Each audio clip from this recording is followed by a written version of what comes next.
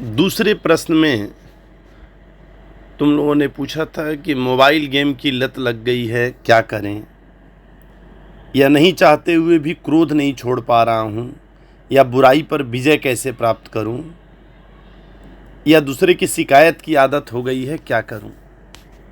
ये क्वेश्चन था, इसका मैंने जवाब दिया था और इसके दूसरे पार्ट में अब मैं आगे बता रहा हूँ। लेकिन इससे पहले पहला पार्ट जरूर सुनना। पहला पार्ट नहीं सुनोगे तो ये समझ में नहीं आएगा। पहले पार्ट में हमने जाना था कि आदत क्या है और इसे प्रयत्न या एफर्ट से कैसे दूर किया जा सकता है। अब जानेंगे कि प्रयत्न या एफर्ट क्या है और इसे कैसे करें, ये सार्थक कैसे होगा। एफर्ट सार्थक तभी होगा जब तुम ब्रेन के साइकिल से बाहर निकलोगे। यानी प्रयत्न है ब्रेन के साइकिल से बाहर निकलने की चेष्टा, अपने कंफर्ट जोन से बाहर निकलने की कोशिश। तुम 1 महीने अपने को चेक करो, तुम्हें लगेगा जैसे एक खास समय पर तुम्हें भूख लगती है, उसी तरह एक खास समय पर तुम्हारे इमोशंस, क्रोध, घृणा, भय, खुशी, उदासी आदि भी जगते हैं। एक खास समय पर तुम्हें गुस्सा आता है। यही ब्रेन की साइकिल है। जो इस साइकिल से बाहर निकल गया वह जीत गया, वह सिद्ध हो गया। जो निकलने की चेष्टा कर रहा है वह जीतने की कोशिश कर रहा है, वह अभी साधना कर रहा है। प्रयत्न करना होगा तभी तुम निकल पाओगे। उतना ही प्रयत्न करना होगा जितना इस एडिक्शन को लगाने के लिए तुमने किया था, जितना चित्त यानी माइंड को बांधने में तुमने किया है। लेकिन बड़ी कठिनाई यह है कि उसी चित्त, उसी माइंड से तुम देखते हो, इसलिए तुम जो देखते हो चित्त उसे अपने ही रंग में रंग देता है। यही सबसे बड़ी दिक्कत है। एक बार एक गांव में बहुत बच्चे शराबी हो गए थे। उनको समझाने के लिए गांव के ही एक टीचर ने सबको बुलाकर 2 ग्लास मंगवाया। एक में पानी और दूसरे में शराब भर दिया और उसमें छोटे छोटे कीड़े डाल दिए। थोड़ी ही देर में शराब वाले कीड़े मर गए, पानी वाले अभी भी तैर रहे थे। उन्होंने पूछा, बोलो बच्चों, तुमने क्या सीखा? युवक एक साथ बोले कि शराब पीने से पेट के कीड़े मर जाते हैं। मैं तुमसे जो कुछ भी कहता हूं तुम सुनते तो हो, पर तुम्हारी बुद्धि बीच में आ जाती है और अपनी बुद्धि को मेरी बातों में मिक्स करके तुम उसे अपने अनुकूल बना देते हो और उसका अर्थ बदल जाता है। कभी कभी जब तुम मेरे समझाने के बाद भी नहीं पढ़ते हो तो मैं नाराजगी जाहिर कर बोलता हूं कि मत पढ़ो, मुझे क्या, मुझे तो फी मिल ही गया है। थोड़ा थोड़ा मीठा बोल दूंगा, तुम खुश हो जाओगे। फिर 1 साल बाद तुम अपने घर, मैं अपने घर, और तुम में से कई इसे अपनी बुद्धि से सोचते हैं। याद करो, मेरे इसी बात पर किसी बच्चे ने 1 स्टार रेटिंग देकर कमेंट किया था कि मोमेंटम के डायरेक्टर बोलते हैं कि तुम्हारे पढ़ने ना पढ़ने से मुझे क्या मतलब, मुझे फी से मतलब है, मुझे मिल गया है ना फी। तो वह जो चित्त है, बुद्धि है, निगेटिव या पॉजिटिव, जिस सोच में डूबा है तो हर चीज को अपने रंग में रंग लेगा। जैसे वो बच्चा समझा कि सर स्वार्थी हैं, तुम्हारा चित्त 24 घंटे यही कर रहा है, इसलिए तुम अपनी बुद्धि को, अपने चित्त को अलग करके सुनने की चेष्टा करो। चेष्टा करनी पड़ेगी। आलस्य में पड़े रहने से तुम बाहर ना हो पाओगे ब्रेन के इस सर्कुलर लूप से। कैसे कोई पड़ा पड़ा सर्किल से बाहर हो पाएगा? पड़े रहे तो सर्किल घूमता ही रहेगा, चक्र घूमता ही रहेगा, और डर के कारण कि कहीं तुम गिर न जाओ तुम उसे और जोर से पकड़े रहोगे।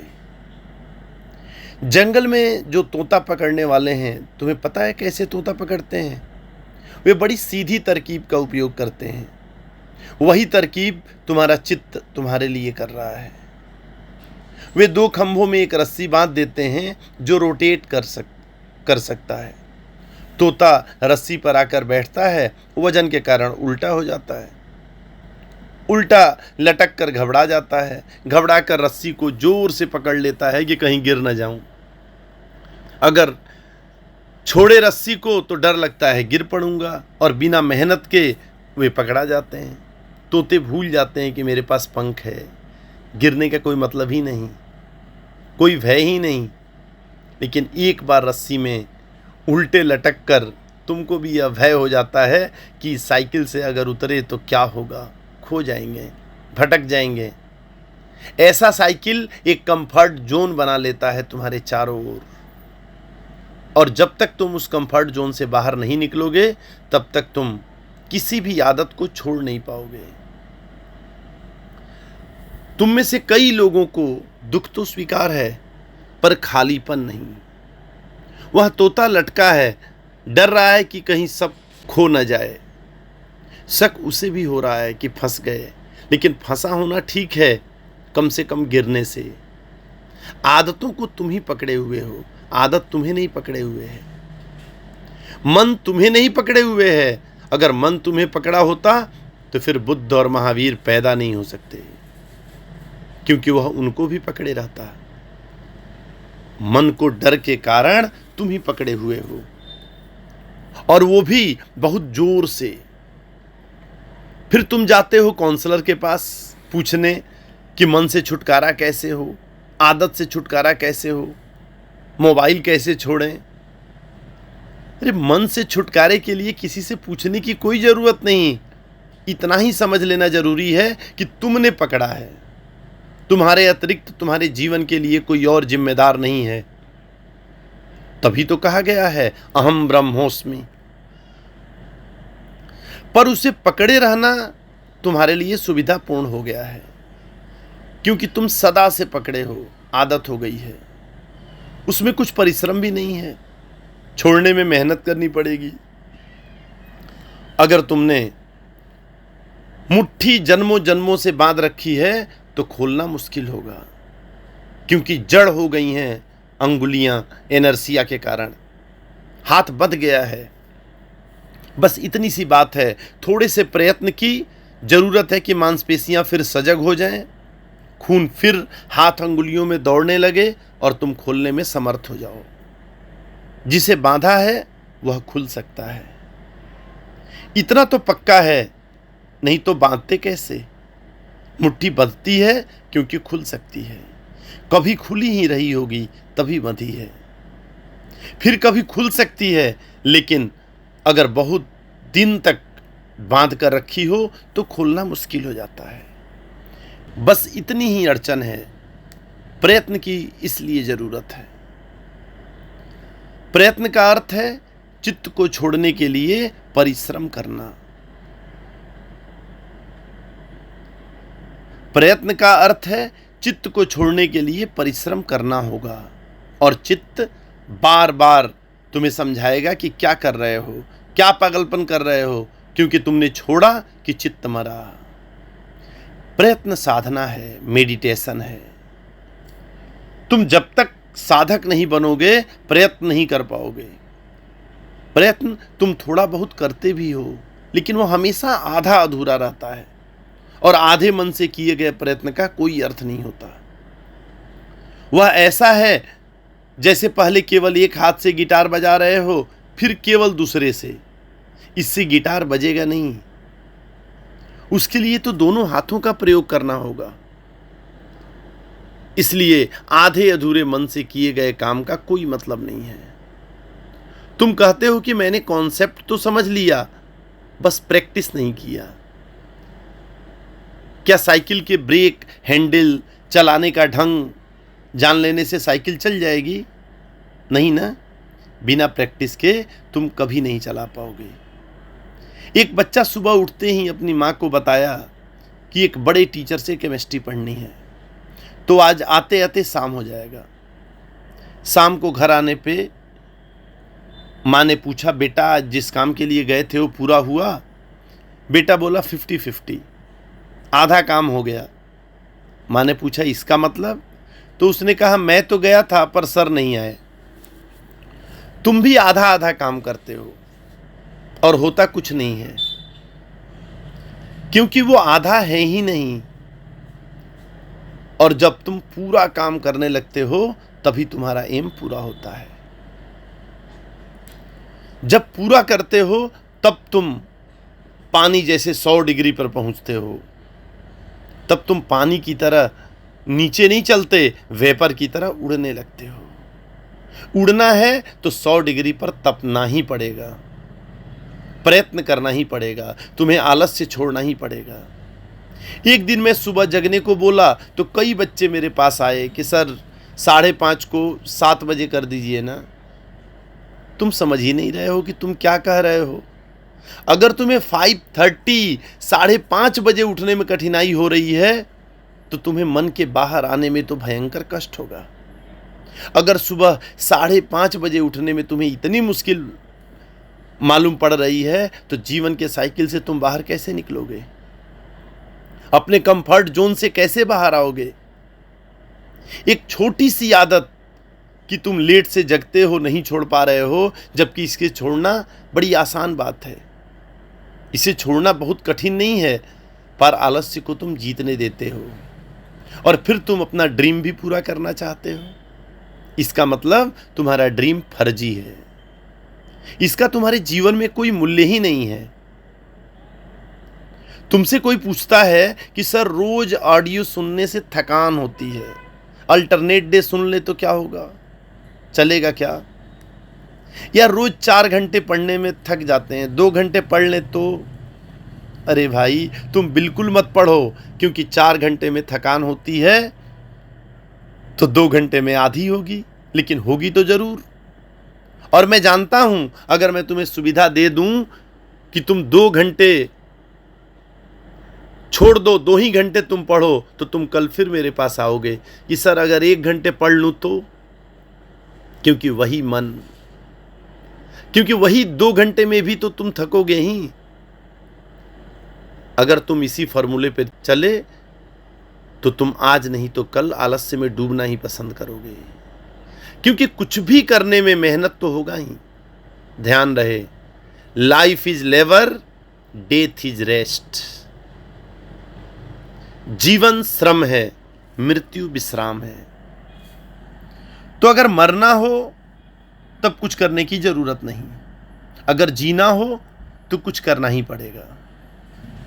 और अगर महान बनकर जीना हो तो महान परिश्रम करना पड़ेगा। और जो तुम्हारे एम है उसमें एक ऐसा छोटा मोटा प्रयास काम नहीं करेगा, तुम्हारा पूरा जीवन ही प्रयास बन जाए। तुम एक एक सेकंड दांव पर लगा दो अपने को, कुछ भी तुमने बचाया तो तुम चुक जाओगे। यहां पूरा ही दांव पर लगेगा तो ही तुम बच सकते हो। इसलिए थोड़े से लोग ही अपने सपने को साकार कर पाते हैं, कोई कारण नहीं सिवाय आलस्य के। तुम मेरे कहे अनुसार चलते भी हो और सोचते हो कि कहीं समय तो बर्बाद नहीं हो रहा। तुम पढ़ते हो और सोचते हो पता नहीं मेरा सिलेक्शन होगा कि नहीं होगा। तुम ज्वाइन ही क्यों किए हो? तुम ये एमएमपी कोर्स ही क्यों ज्वाइन किए हो? तुमसे कहा किसने था? तुम्हें यह भी पता नहीं कि तुम यहां आ कैसे गए, कैसे चले आए। तुम सब ज्वाइन कर रहे थे तो सोचे कि मैं भी चलूं, देखें दूसरे क्या कर रहे हैं। तुम ऐसे ही धक्के खा रहे हो और ऐसा कई साल से चल रहा है, लेकिन धक्कों से कोई मंजिल पर नहीं पहुंचता। मंजिल कोई संयोग नहीं कि तुम किसी भी भांति पहुंच जाओगे। मंजिल एक कंप्लीट जर्नी है। मंजिल यूनिडायरेक्शनल, सारे जीवन की धारा को लेकर चलने का श्रम है। मंजिल एक संकल्प है, संकल्प करते ही तुम्हारा मन एक धारा में आ जाता है, शक्ति इकट्ठी हो जाती है। तुम जितना सोचते हो कि इतनी कम शक्ति है कि इतने जल्दी थक जाओगे तो तुम गलती में हो। मनुष्य के शरीर में पावर के, एनर्जी के 3 फ्लोर हैं। एक फ्लोर ऊपर का है जो डेली वर्क के लिए है, जैसे तुम पॉकेट मनी के लिए पॉकेट में कुछ रुपए रखे रहते हो। वह तुम्हारी पूरी प्रॉपर्टी नहीं है, वह तो फुटकर कामों के लिए है। तुम्हें पता ना हो कि मेरे पास पर्स के अलावा और भी पैसे हैं तो तुम कंजूसी से जियोगे, पर्स के अनुसार चलोगे। तुम्हारे पास बहुत एनर्जी है, पर तुम पर्स वाले एनर्जी को ही अपनी पूरी एनर्जी मान बैठे हो। कई बार तुम्हें अनुभव भी होता है। सोचो, तुम रात में पढ़ रहे हो, अब बहुत थकान लग रही है, ऐसी तेज नींद आ रही है कि पलक भी जबरदस्ती खोल रहे हो। अचानक तुम देखते हो कि घर में आग लग गई। फिर तुम सो पाते हो क्या? फिर तुम कहते हो क्या कि मुझे नींद आ रही है? नहीं, नींद गायब हो जाती है। अभी तो बिल्कुल एनर्जी नहीं थी, अभी कहां से आ गई इतनी ऊर्जा?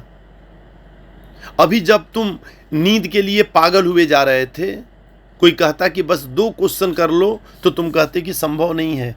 लेकिन घर में आग लग गई, अब तुम दौड़ रहे हो, भाग रहे हो, बुझा रहे हो, और आग बुझ भी जाएगी तो भी इस रात तुम सोने वाले नहीं हो। अब तुम जागे ही रहोगे, कितनी ही कोशिश करो सोने की, नींद नहीं आएगी। क्या हुआ? दूसरे फ्लोर की एनर्जी मिल गई। पर्स वाला पैसा देख के लग रहा था कि अब पैसा नहीं है, अब एनर्जी नहीं है, पर एनर्जी थी। तभी तो अब तुम्हें इतनी एनर्जी मिल गई कि नींद ही गायब हो गई। अगर तुमने ध्यान का प्रयोग जारी रखा, अगर तुम मन से मेरे कहे अनुसार चले और तुम थके नहीं, तो जल्दी ही दूसरे फ्लोर वाली ऊर्जा तुम्हें प्राप्त होगी। उसके अवेलेबल होते ही तुम पाओगे कि कितना ही ध्यान करो, कितना ही पढ़ लो, शरीर थकने वाला नहीं है, कुछ भीतर खर्च होने वाला नहीं है। पर ये अभी सेकंड फ्लोर है, एक तीसरा फ्लोर भी है। सेकंड फ्लोर तुम्हारा खजाना है, यह भी समाप्त हो सकता है, लेकिन इतनी आसानी से नहीं जितनी आसानी से पहले फ्लोर का खर्च होता है। यह भी एक दिन समाप्त होगा, और जब तीसरे फ्लोर का गेट खुलता है तो वह डायरेक्ट परमात्मा से जोड़ देता है, अनलिमिटेड एनर्जी से। लेकिन अगर तुमने आलस्य किया तो तुम दूसरे फ्लोर पर भी नहीं पहुंच पाओगे, तीसरे पर पहुंचने का तो सवाल ही नहीं उठता है। परमात्मा अनलिमिटेड एनर्जी सोर्स है जो तुम्हारे भीतर ही छिपा हुआ है, उसके लिए बस प्रयास करना होगा। पहला फ्लोर तुम्हारे मन का, दूसरा फ्लोर तुम्हारी आत्मा का, तीसरा फ्लोर परमात्मा का।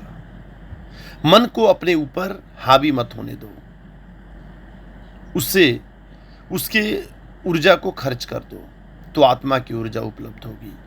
आत्मा को भी हावी मत होने दो तो परमात्मा की ऊर्जा उपलब्ध होगी, जो अनलिमिटेड है, जिसके फिर खत्म होने का कोई उपाय ही नहीं है। फिर तुम राम, कृष्ण, बुद्ध, महावीर बन गए।